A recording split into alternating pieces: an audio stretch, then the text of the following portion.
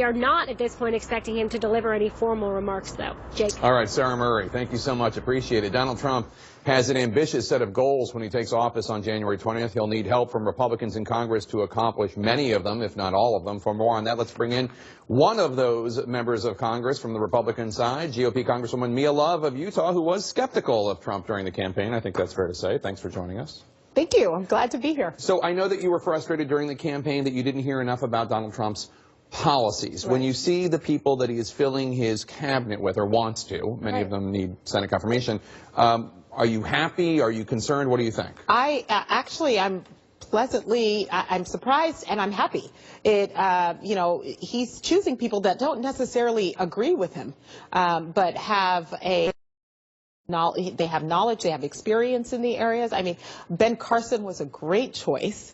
I was a little surprised with HUD, and then I was quite pleased with that choice. I mean, here's a person who grew up in poverty, who really grew up with an understanding of what it's like to live in areas where it's crime-ridden, it's just very difficult, and now he's a brain surgeon, and he gets to lead on these issues that are going to make poverty temporary for people, not just tolerable. So I'm excited about that. Well, let's hope so. Yeah.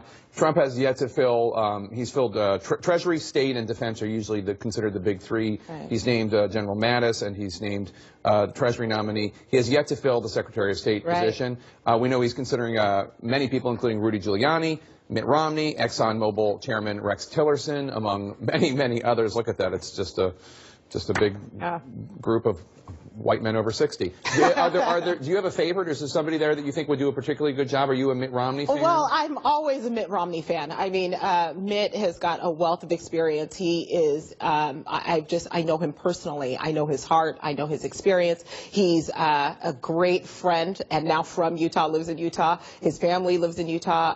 I know Mitt very well, and I think Mitt would do a great job. But all of those, the people that he has that are up there, I mean, I think that would be a decent choice for the United States.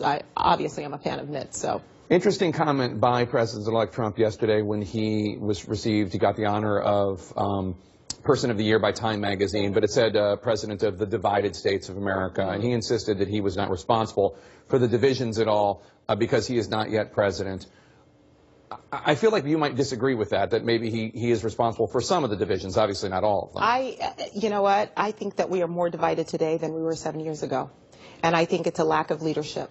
I think what President Obama. I put it on a lack of leadership in very many areas, including the President of the United States, the current President of the United States.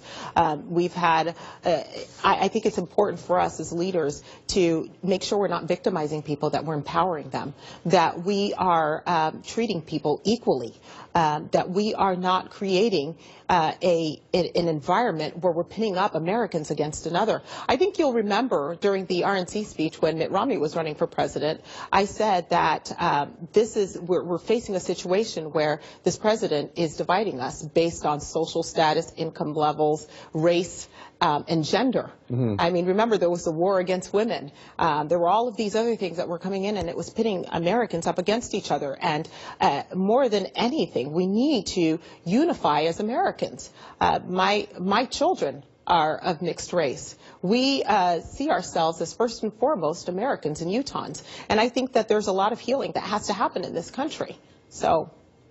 Okay.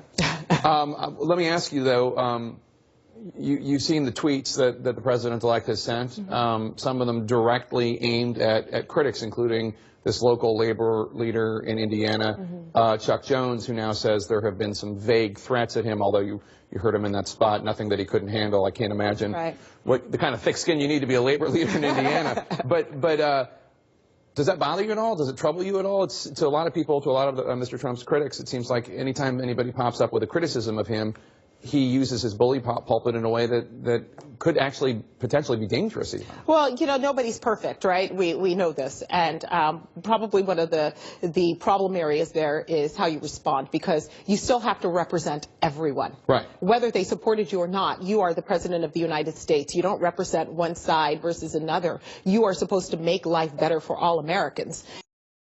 So, you know, if you're going to make America great again, you have to make it great again for everyone. And so I think that that's, you know, he reacts quite a bit. It's one of the things that people like about him, that he is not a pushover. When somebody pushes him, he pushes back.